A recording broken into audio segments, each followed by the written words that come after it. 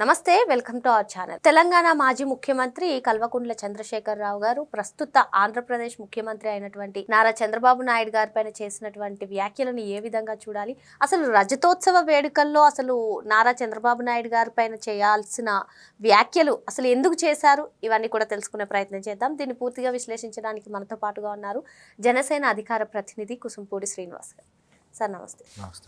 Sir, Samaikyandhra కాస్త నవ్యాంధ్రలా విడిపోయిన తర్వాత చంద్రబాబు నాయుడు గారు ఆంధ్రప్రదేశ్ని నవ్యాంధ్రప్రదేశ్ని ఏ విధంగా ముందుకు తీసుకెళ్ళాలి అనేది చూస్తున్నారు. కానీ ఇప్పుడు తెలంగాణలో చూసుకున్నట్లయితే అది కూడా ఎస్పెషల్గా బీఆర్ఎస్ అధినేత కేసీఆర్ కానివ్వండి, ఆ పార్టీలోని కొందరు నేతలు ఎప్పుడు కూడా చంద్రబాబు నాయుడు గారి పైన అక్కసు చూపిస్తూ ఉంటారు. ఎందుకని అంటే మళ్ళీ తెలంగాణలో టీడీపీని బలోపేతం చేస్తారనే భయంతో ఇటువంటి వ్యాఖ్యలు చేస్తారంటారా? మొన్నటికి మొన్న అసలు కూటమి లేకపోతే చంద్రబాబు నాయుడు గారు గెలిచేవారు కాదు అన్నారు. కానీ ఒకసారి మనం పరిస్థితుల్ని చూసుకున్నట్లయితే పైన నరేంద్ర మోదీ గారి గవర్నమెంట్ చంద్రబాబు గారి చేతిలో ఉందని కొందరు విశ్లేషిస్తారు. ఏంటి ఈ వ్యాఖ్యలన్నింటినీ కూడా ఏ విధంగా చూడాలి? ఏంటి అసలు కేసీఆర్ వ్యూహం ఏంటి? అంటే ఒకవేళ మళ్ళీ చంద్రబాబు నాయుడు గారు ఇక్కడ తెలంగాణలోకి వచ్చినా తెలంగాణ ప్రజలు ఇటువంటి గమనిస్తూ ఉంటారు, నేను విమర్శలు చేస్తే దానికి సపోర్ట్ చేయరు అనే ఉద్దేశమా? మీరేమంటారు సార్? కేసీఆర్ గారి మాటల్లో వ్యూహం కంటే నాకు భయమే కనిపించింది. ఎందుకు అంటే ఖచ్చితంగా తెలంగాణ ప్రాంతానికి సంబంధించి తెలంగాణ రాష్ట్ర ఏర్పాటు తర్వాత 2 times ఆయనకి అధికారం ఇచ్చారు. తర్వాత వారు చేసినటువంటి కార్యక్రమాలు నచ్చక కాంగ్రెస్ పార్టీకి అవకాశం ఇచ్చింది తెలంగాణ సమాజం. ఇప్పుడు ఏమవుతుందంటే ఆంధ్రప్రదేశ్లో కూటమి ప్రభుత్వం ఏర్పడిన తర్వాత అదే ఫార్ములాని తెలంగాణలో కూడా ప్రవేశపెడితే ఆంధ్రప్రదేశ్లో తెలుగుదేశం, జనసేన, బీజేపీ ఎలా ఉన్నాయో తెలంగాణలో బీజేపీ, తెలుగుదేశం, జనసేన అటువంటి ఫార్ములాగా పెడితే ఖచ్చితంగా బీఆర్ఎస్ పార్టీ అన్నది నామరూపాలు లేకుండా వెళ్ళిపోద్ది అనేది వాళ్ళకి తెలుసు. తర్వాత పేకల్లోతు కేసుల్లో కూరుకుపోయి ఉన్నారు పార్టీ వాళ్ళంతా కూడా. ఒక పక్క నుంచి కేటీఆర్ గారి మీద అనేక ఆరోపణలు వస్తున్నాయి. ఇంకా వారి అమ్మాయి కవిత గారు అయితే జైలు జీవితం కూడా అనుభవించి లిక్కర్ కేసులో బయటకు వచ్చింది. ఈ సమయంలో అతని ఆరోగ్యం కూడా పాపం సహకరించట్లేదు, అంతంత మాత్రమే. మొన్న ఆయన హెలికాప్టర్ ఎక్కడానికి కూడా ఎంత ఇబ్బంది పడ్డాడో మనం చూసాం. నడవలేని పరిస్థితి, ఆయన ఫామ్ హౌస్కే పరిమితమైనటువంటి పరిస్థితి. వాళ్ళ కుటుంబంలో కూడా అన్నా చెల్లెల మధ్యన పడట్లేదు, ఆధిపత్య పోరు జరుగుతుందనే వార్తలు కూడా కొన్ని వస్తున్నాయి. ఇటువంటి సమయంలో పార్టీని కాపాడుకోవాలంటే ఏం చేయాలి? దానికి తగ్గట్టుగా ఇంకొకటి, మొన్న సభకి లక్షలాది మంది జనం వచ్చారు, 10-12 లక్షల మంది జనం వచ్చారని చెప్పి వారు చెప్పుకుంటా అంటే కాంగ్రెస్ పార్టీ వాళ్ళేమో లేదు 2-3 లక్షల మంది జనం వచ్చారు, దాన్ని హైలైట్ చేసి చూపిస్తున్నారు అని చెప్పేసి అంటున్నారు. నేను జనాన్ని చోట్ల ఆ మీటింగ్ పెట్టిన నాయకుడిని చూశాను. కేసీఆర్ గారిలో ఎప్పుడూ లేనటువంటిది, ఆయన మామూలుగా మంచి మాటకారి, ఫ్లో తెలంగాణ యాసలో అద్భుతంగా మాట్లాడుకుంటూ వెళ్ళిపోతూ ఉంటాడు.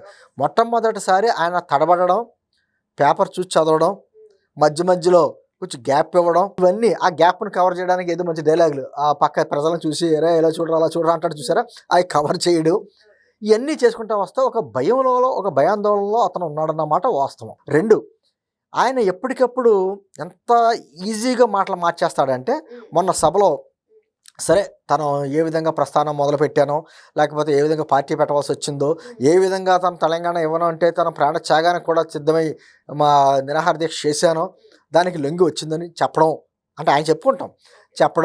దాంతోపాటు కాంగ్రెస్ పార్టీ మీదేమో అది అంటారు చూసారా, కాంగ్రెస్ పార్టీనేమో తలుపు చెక్కలతోటి, బీజేపీనేమో తమలపాకులతో కొట్టినట్టు మాట్లాడడం, బీజేపీ ఇన్ని సంవత్సరాల్లో మనకి ఏమి ఇచ్చిందో ₹1 కూడా ఇవ్వలేదని ఒక మాట మాట్లాడాడు, అంతకీ ఎక్కువ మాట్లాడాల కేంద్ర ప్రభుత్వం మీద. కాంగ్రెస్ పార్టీని మాత్రం కాంగ్రెస్ పార్టీయే #1 ద్రోహి తెలంగాణ సమాజానికి అన్న మాట్లాడడం చూసాం. దాంతోపాటు ఇక్కడ తెలంగాణలో ఈ మధ్యన బోర్డర్లో జరుగుతున్నటువంటి నక్సలైట్ల గురించి కూడా చర్చలు జరపాలి, శాంతియుత చర్చలు అన్ని మాటలు కూడా మాట్లాడారు.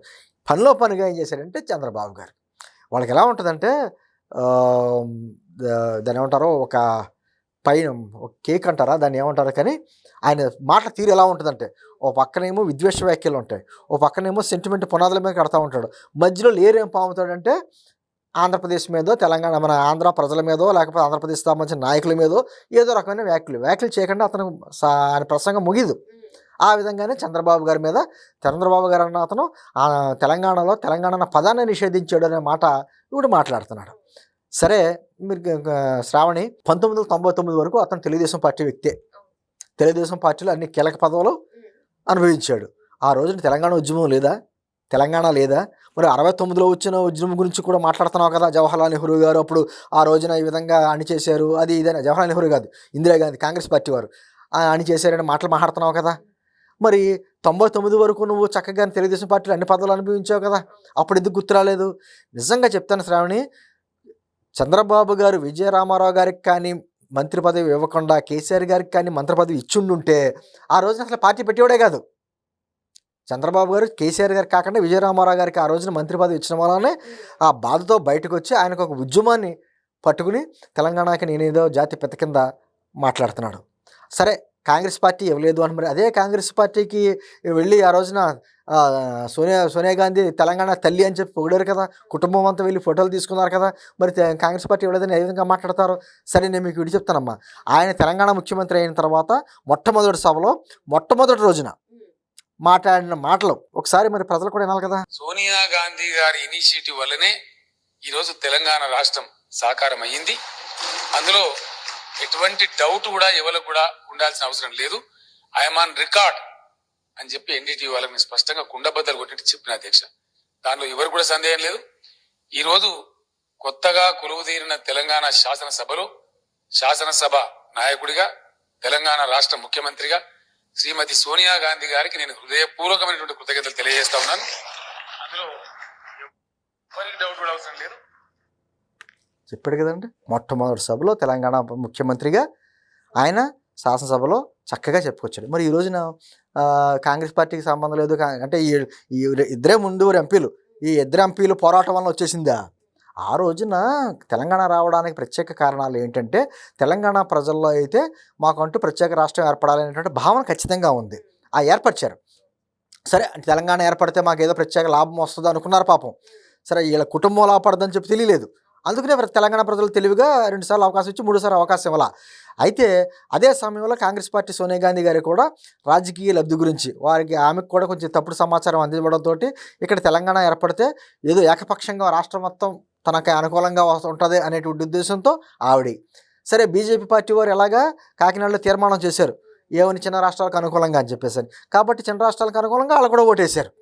అంటే ఆ విధంగా జరిగినటువంటి తెలంగాణకి ఎన్ని అన్నారంటే 1600 మందో 1700 మందో ఉద్యమకారులు, అమరవీరులు అన్నారు. మరి ఈరోజు 400 మంది అంటున్నారు. మిగతా వాళ్ళందరూ ఏమైపోయారు? మరి ఈ రోజున మీ ఈ ప్రస్థానంలో ఆ రోజున తెలంగాణకి అమరవీరులు ఉన్నటువంటి కుటుంబాల్లో ఎంతమందికి మీరు న్యాయం చేశారు? ఎక్కడైనా న్యాయం చేశారా? సరే, పక్కన పెట్టండి, ఉద్యమకారులు పక్కన పెట్టండి, ఎంతోమంది మేధావులు, వాళ్ళందరినీ ఎందుకు వదిలేశారు మధ్యలో? ఏమైపోయింది? తెలంగాణకి జాతిపిత నువ్వు చెప్పకుండా మా పక్క నుంచేమో తెలంగాణకి జయశంకర్ గారునో లేకపోతే కొండ లక్ష్మణ బాబూజీ అంటావు, ఓ పక్కన తెలంగాణ జాతిపితగా నేను లేకపోతే తెలంగాణ రాదని మాట్లాడుకుంటావు.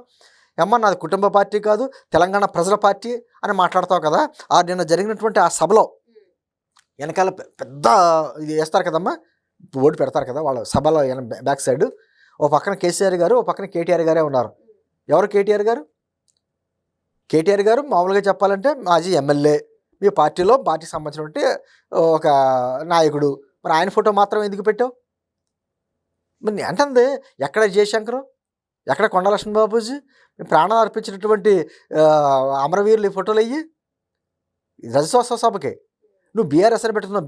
టీఆర్ఎస్గా వచ్చింది, బీఆర్ఎస్గా మార్చుకున్నావు. ఏదో దేశం మొత్తం నా పక్కన ఉంటుంది, నేను ఏదో ప్రత్యేకించి 3వ ప్రత్యామ్నాయం నేనే అన్నట్టుగా పెట్టావు. పక్కన ఉన్నటువంటి ఆంధ్రప్రదేశ్ కూడా ఒక అధ్యక్షుని పెట్టావు. అతను ఏమైపోయాడో తెలదు. నీ స్థానంలోనే తెలంగాణలోనే నీకు దిక్కులేదు, దేశం అంతా వేలేస్తానని చెప్పి మాట్లాడుతున్నావు.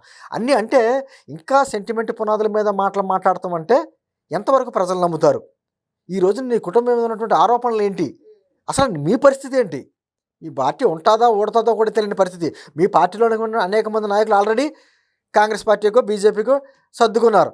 ఉన్న పార్టీలో మీ దాంట్లో ఉన్నారు. కొన్ని లక్షల మంది వచ్చారంటే జనాన్ని తరలించారు. అది చూసి అది వాపును చూసి బలుపరుకుంటున్నాడు కేసీఆర్ గారు. ఈ రోజుకి ఆంధ్రప్రదేశ్ మీద ఎందుకు విషయం చెప్పడం? ఎన్ని రకాలుగా అతను వారి కుటుంబం కూడా ఈ మధ్యకాలంలోనే కవిత గారు కూడా మాట్లాడుతూ పవన్ కళ్యాణ్ గారిని ఏదో యథాలాపంగా డిప్యూటీ సీఎం అయిపోయాడు టైప్లో ఆవిడ మాట్లాడుతుంది.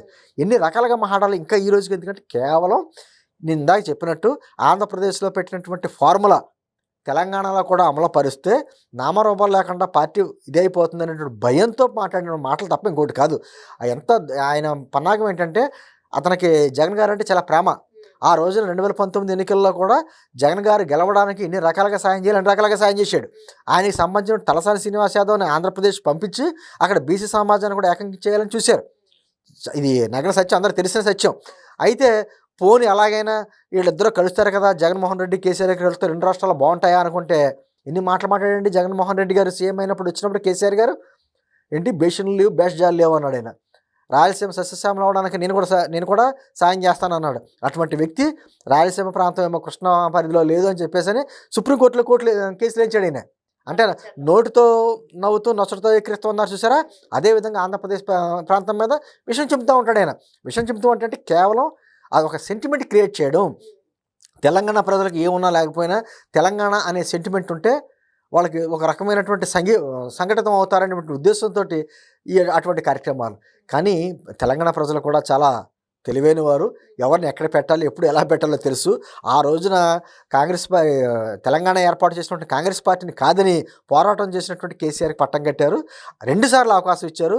2 సార్లు అవకాశాన్ని దుర్వినియోగం చేసుకుని మొత్తం భూదోపిడీ లేకపోతే వారి కుటుంబానికే దోపిడీ చేసుకుంటా వచ్చి 4 కోళ్ళలాగా ఆ నలుగురే ఆ పార్టీని మొత్తం రాష్ట్రాన్ని మొత్తం ఏ విధంగా దోస్తున్నారు చూశారు. కాబట్టి వాళ్ళ కాంగ్రెస్ పార్టీకి అవకాశం ఇచ్చారు. ఇప్పటికీ ఏదో మాయమాటలు చెప్పి లేదా చంద్రబాబు గారిని ఒక బూచిగా చూపించి ఆంధ్ర పార్టీలని ఇటువంటి బూచిగా చూపించి ఏదో కార్యక్రమాలు చేయాలంటే మాత్రం తెలంగాణ సమాజం చూస్తా ఊరుకోదు. చాలా తెలివి మీరింది, ఒకప్పుడు సమాజం కాదు, చాలా అడ్వాన్స్డ్గా ఉన్నారు. ఖచ్చితంగా మరోసారి ఇటువంటి సెంటిమెంట్ పునాదుల రాజకీయాలు చేసి అధికారంలో రావడానికి ప్రయత్నాలు చేస్తే మాత్రం మిమ్మల్ని శాశ్వతంగా సమాధి కడతారన్న మాటలో ఎటువంటి డౌట్ లేదు. మరి సెంటిమెంట్ కామెంట్స్ అన్నిటినీ కూడా అప్పట్లో నమ్మేవారు ప్రజలు, కానీ ఇప్పుడు నమ్మరు అని చెప్పి సార్ చెప్తున్నారు. Thank you sir.